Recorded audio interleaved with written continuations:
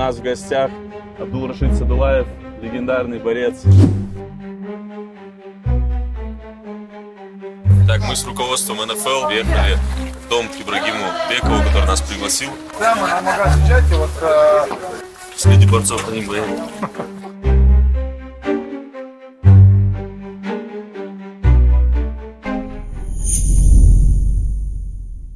Всех приветствую, с вами НФЛ. У нас в гостях Абдулрашид Садулаев, легендарный борец вольного стиля, олимпийский чемпион, чемпион мира. И также с вами я, Зелимхан Тангиев. Зададим несколько вопросов Абдулрашиду. Для начала, ассаламу алейкум, брат. Алейкум ассалам. Как добрался? Нормально, очень хорошо добрался. Был ли ты ранее вообще в Ингушетии? Конечно. Сколько раз? Ингушетия для меня это уже как вторая родина. И мы очень много мероприятий здесь проводили. Впервые я здесь боролся на чемпионате России. Как раз во Дворце спорта в Магасе. Я выиграл чемпионат России, когда только перешел с 86 килограммов на 97. Вот первый чемпионат у меня здесь был. Именно в этом весе или вообще в целом? В этом весе. В этом весе. Чемпионом, да, первый раз чемпионом здесь. Просто я почему удивился, кажется, такое ощущение, что дворец спорта не так давно построили, уже как далеко ты шагнул. Это было в 2017 году, по-моему, ее только ее построили. И вот первые такие большие соревнования, по-моему, в этом зале проводили. Я помню, тогда вот эта поддержка ингушей, как они за меня болели, как они там радовались, там до сих пор эти эмоции у меня там остались, воспоминания, очень такие хорошие воспоминания про ингушского народа. То же самое могу сказать, я-то видел все твои схватки, вот в моменте, когда мы собирались с друзьями, болели целыми кафешками, кинотеатрами, тоже была такая очень большая поддержка, поэтому всегда наши братские народы Дагестана мы всегда здесь ждем. Кстати, там такой момент был в финале, я выиграл Байсаева, но за этот чемпионат мира тогда был главой республики, это мой товарищ, друг, старший брат Юнусбек Алматкаревич, и он мне за этот чемпионат мира, чемпионат России подарил Land Cruiser. Слышал ли ты, что он получил звание генерала армии недавно? Да, конечно, я вот... Созванивались? Да, я его поздравил, горжусь, что есть у нас такой старший товарищ. Когда, Абдулрашид, ты впервые услышал о лиге НФЛ, что вообще такая существует? Помнишь этот момент, кто-то позвонил или где-то ты увидел? Вот у меня есть друг Халой. Я думаю, в Ингушетии нет человека, который его не знает. Мы с ним боролись на финале на Олимпийских играх. В Рио-де-Жанейро 16 год. До этого на 2 чемпионатах мира. И вот с ковра у нас там так зародилась у нас дружба, и у нас стали такие очень теплые отношения. И он мне говорил про эту лигу еще в прошлом году. Но тогда у меня не получилось приехать. И вот на этот раз у меня время появилось. И вот по приглашению моего друга и его, и Гелани, президента клуба, и вот они меня пригласили. Ну, я вчера присутствовал на пресс-конференции. Впервые я вот участвовал на пресс-конференции ММА. Да? Никогда до этого не было? Не был до этого. А сами турниры ММА посещал? Я думаю. Да, бывало не раз. Да? Да. Не раз. Ну, я, если честно, удивлен, что ты на пресс-конференциях не был. Мне кажется, Ну, тебя приглашали, наверное, 100 раз. Приглашали меня много раз, но физически у меня времени не хватало, потому что у меня свои соревнования, я не мог там отлучаться от сборов, от соревнований, и вот так никак я не мог где-то присутствовать. А так на самих боях я присутствовал. Я думаю, здесь две причины, да, что у тебя и со временем совпало, и что вот сила дружбы, да, с Калоем, скорее всего. Конечно. Две причины совпали, Маша. В основном это... видел ли, может быть, какие-нибудь отрывки из турнира, там, какие-нибудь бои вообще, или хотя бы какие-то ролики, вырезки? Ну, там мельком так видел, Просто, а так, да. чтобы... Полный зал у нас был, да, там. Но на тот момент, правда, глава республики, вот, нынешний, Мохаммад Али Макшарипович Калиматов, он тогда сделал так, чтобы, мол, первый турнир бесплатно был, поэтому было очень много людей. В основном это были дети. Сейчас уже второй турнир, да, у нас на платной основе. Сейчас вот увидим сегодня, как продадутся билеты. Молодежь, ребята любят спорт, поэтому и вот смешанное единоборство у нас на Кавказе это в крови. И поэтому, тем более такого уровня, такие масштабные соревнования, они, тем более, когда сюда приезжают такие звезды, скажем так, должен был приехать тот же Михаил Лопес, пятикратный олимпийский чемпион, единственный пятикратный олимпийский чемпион вообще в истории борьбы. И, конечно, и тем более, вчера мы были на мастер-классе, там столько ребят, столько детишек было, но был приятно удивлен, что наша молодежь там ничем там не балуется, а ходит в залы, там тренируются, занимаются. Ты не беспокоишься о будущем нашей молодежи. Вот лучше этого, я думаю, быть не может. Согласен ли с тезисом, что в Республике Ингушетия борьба греко-римского стиля немного более развита, чем борьба вольного стиля? Да, конечно, я это замечал. Даже можно определить по результатам на данный момент.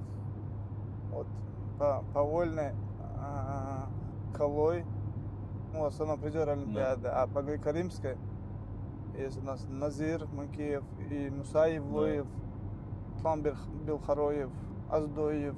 Перевешивает греко-римская борьба, чем вольная. И вчера, вот будучи мы в зале,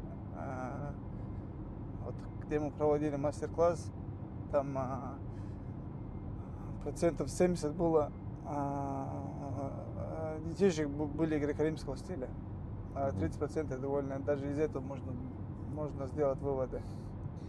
А как ты считаешь, с чем это связано? Ну, не могу я объяснить. В каждом регионе по-разному. Например, у нас в Дагестане больше развита вольная борьба. А здесь греко-римская. Вот где-то в Сибири, там в центральной части России тоже греко-римская. Ну, в каждом этом есть, в каждом регионе своя, свой вид спорта, да, который... Как зародилось, как пошло, да? Да, вот греко-римская, вот, например, в Новосибирске, там у нас есть наш знаменитый легендарный борец Сан Саныч Карелин. Ну вот у каждого, откуда выходят такие легендарные личности, все хотят равняться на них. Поэтому и регион, я думаю, что больше внимания уделяет на этот вид спорта, которые оттуда вышли вот такие личности. Поэтому я думаю, что в каждом регионе, откуда вышли, туда и больше внимания уделяют. Мы уже до этого упомянули Михаила Лопеса, легендарного борца греко-римского стиля, пятикратного олимпийского чемпиона. Я видел, как вы тепло обнимались с его тренером, да? Он уже здесь, на турнире НФЛ, и также его подопечный здесь участвует в одной из суперсхваток с Мухаммедом Евлоевым. Его зовут Габриэль Расильо. Вот как ты познакомился с тренером Михаила Лопеса? Можешь рассказать об этом? У нас такое борцовское сообщество, скажем так. Вот у нас чемпионат мира, Олимпийские игры у нас проходят практически в одни и те же даты. И мы все друг друга там видимся каждый раз на соревнованиях. Я думаю, что у нас из борцов нет человека, который друг друга не знает, хоть и заочно.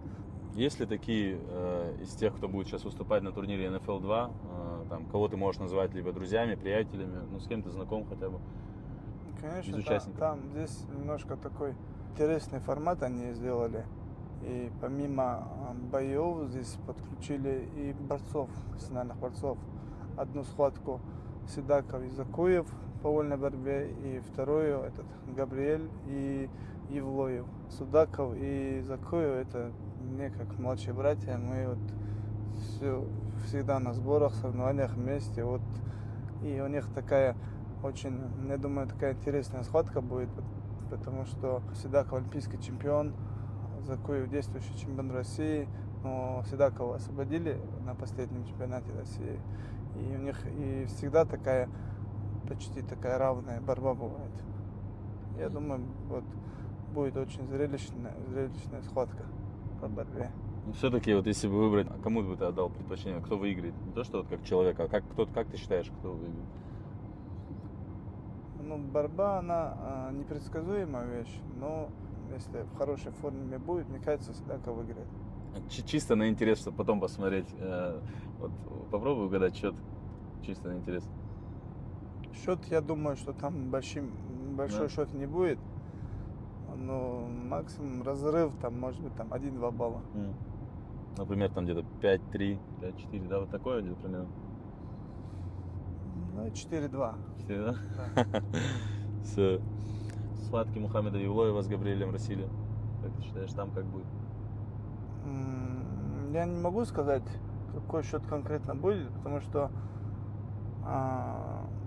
Габриэлю легко не будет, мне кажется, потому что он только прилетел с Кубы, он летел, по-моему, почти сутки он летел, и бывает такое, вот акклиматизация, да, так называемая.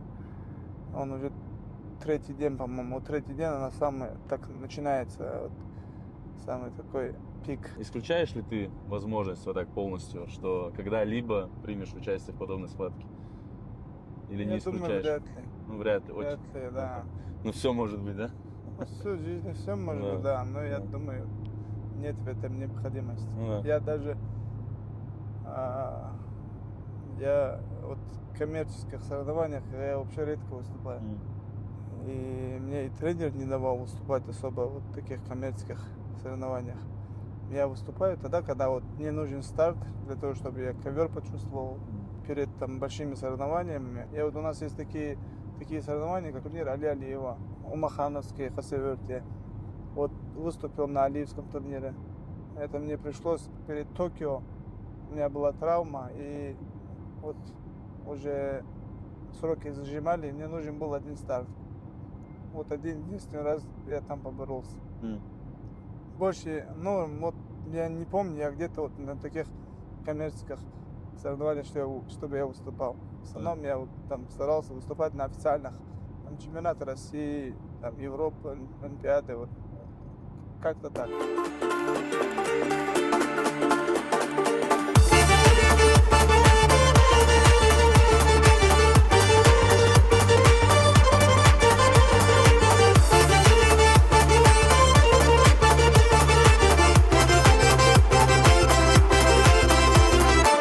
Помоги нам, ветер, подари свободу. Мы танцуем танец гордого народа. Слышал ли ты когда-нибудь раньше, что проводится турнир, где совместно ММА и борцовские схватки, вообще именно такой Нет, формат? раньше, я же говорю, это такой, впервые я да? такое слышу. И ну посмотрим, как он будет. Ну, сегодня как раз вечером посмотрим, как он будет проходить. С президентом лиги Гилани Калиматовым как давно ты знаком? И как Я познакомились? уже больше 5 лет, я думаю, мы с ним знакомы. Меня тоже как раз меня познакомил вот мой друг Калой. Мгм. Вот. Я думаю, Помню, первый раз, когда я сюда приезжал, вот он как раз меня там с ним познакомил, сказал, что вот там наш тренер по греко-римской борьбе. И вот с тех пор вот это было даже больше 5 лет, я сейчас точно не могу там сказать. такая идея зародилась, я думаю, как раз таки потому, что именно Гилани Калиматов, как тренер по борьбе, и вообще Греко-римской любитель, борьбе, да, да, он да. любитель борьбы в целом, не только греко-римской, да, но и вольного стиля. Да, мне как раз тогда еще Калой рассказывал, что он тогда, когда тренировал, у него очень хорошие результаты по греко-римской, есть у него там чемпион, тогда еще я помню, чемпион мира, что ли, среди молодежи один парень был. И вот очень такой перспективный такой тренер, он мне тогда еще рассказывал. По поводу именно боев на турнире NFL 2, есть ли те какие-нибудь бойцы, которых либо ты лично знаешь, либо вот хотел бы посмотреть их бой, вот интересные бои, какие мог бы отметить? Ну, лично, так, чтобы я знаком, таких бойцов там нет. Вот, ну, я вот то, что я видел в интернете, вот скажем так, переживаю, да, немножко за Сашу Емельяненко. А ты еще стоял во время битвы взглядов, взвешивания. Вот, может быть, были какие-то такие спортсмены, которые проходили, и тебе вот промелькнуло, вот, интересно было посмотреть там какой-то нокаут или еще что-то. Такие моменты были, когда тебе показалось, интересно будет посмотреть, да? В боях интересен тот, кто больше устраивает шоу, правильно? Да. Какую-то интригу создавать, чтобы было на них интересно смотреть. И вот, ну, ребята старались. Вот, например, Да. Рашид Гиряев, Раха Андийский. Ага, ну вот, Он вот как у него есть, видишь, свой стиль, он такой модный. Ну, мне он интересным кажется, такой пацан. Да, да. И он душевный такой парень. Когда борцы выходили, это же, ну, редкость бывает, когда лицом к лицу, да, борцы сталкиваются, насколько я знаю. Видел этот такую, ну, смиренность такую, знаешь, уравновешенность, сразу бросается в глаза, да? Ну да. Абдулрашид, какая самая ценная медаль в твоей карьере? Вот я знаю, что у тебя есть медали, которые повторялись, да, но вот именно вот какого года, например, вот тяжело получилось? Самое ценное, я думаю, вторая олимпийская медаль. Мгм. Вот она самая такая ценная. А ты в финале тогда с кем был? Со Снайдером. Можешь ли ты назвать, вот, по твоему мнению, топ-3 борца вольного стиля за всех времен? Но если назвать, надо назвать по результатам. Да. Ну, вот первый Александр Васильевич Медведь. Он самый титулованный борец вольного стиля. Он семикратный чемпион мира, трехкратный олимпийский чемпион. Второй Буасар Зитьев. Он трехкратный олимпийский чемпион, шестикратный чемпион мира. Ну, думаю, таких двух достаточно, я думаю. Ну, Даже да. третий не нужен. А если говорить о греко-римском стиле?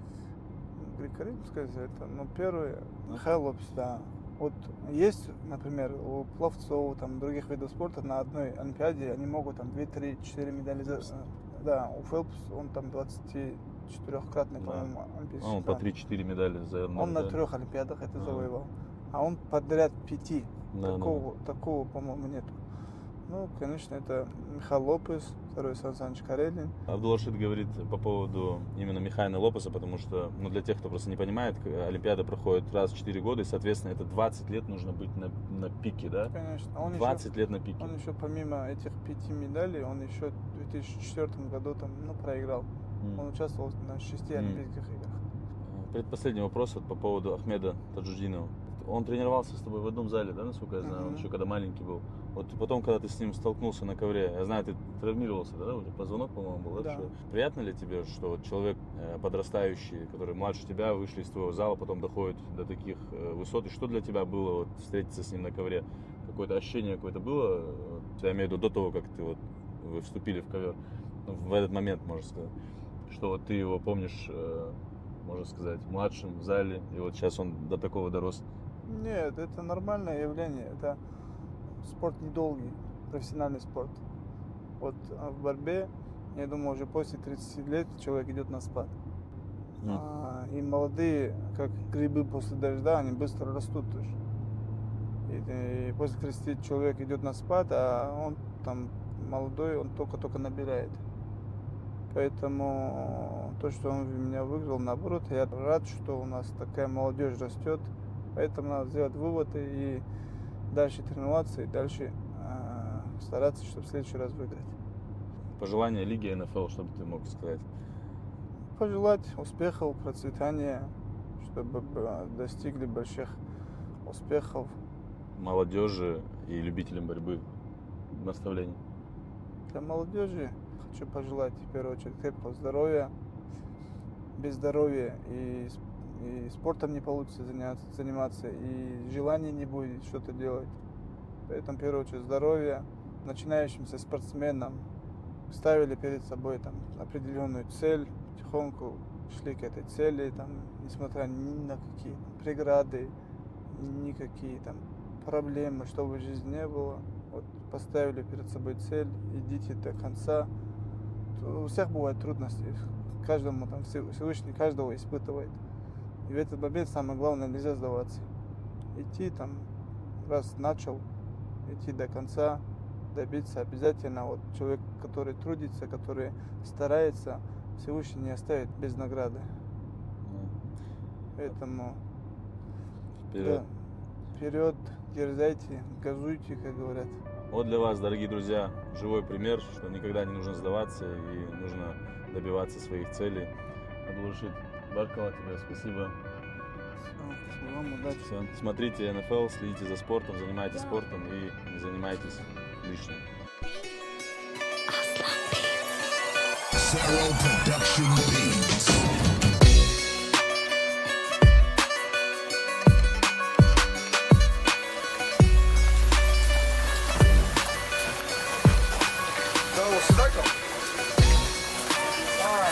Все, я понял. Оттуда? Все, в магаз, прямо на магаз езжайте. Вот будете подъезжать в магаз,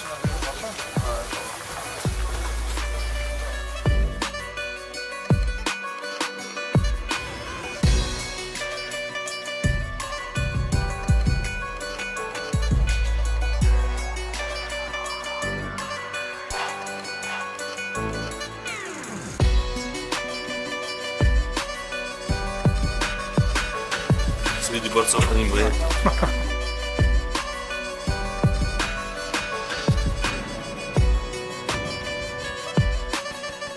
Так, мы с руководством НФЛ и с гостями из Дагестана, из других стран, из других республик находимся сейчас в селении Нижний Алкун, Республики Ингушетия. Приехали в дом к Ибрагиму Бекову, который нас пригласил. Сейчас поужинаем и поедем на турнир НФЛ 2.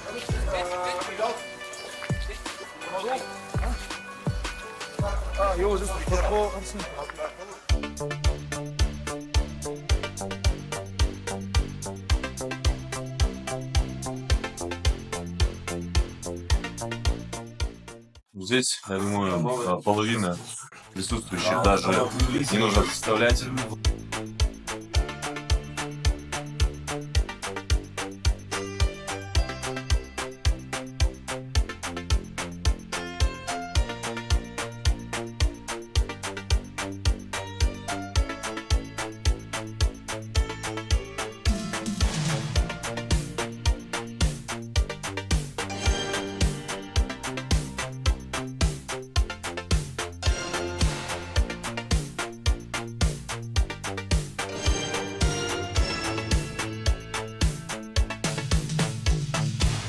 Вот и все, поужинали. Выезжаем на турнир Алсадол Беков. You never go away. Say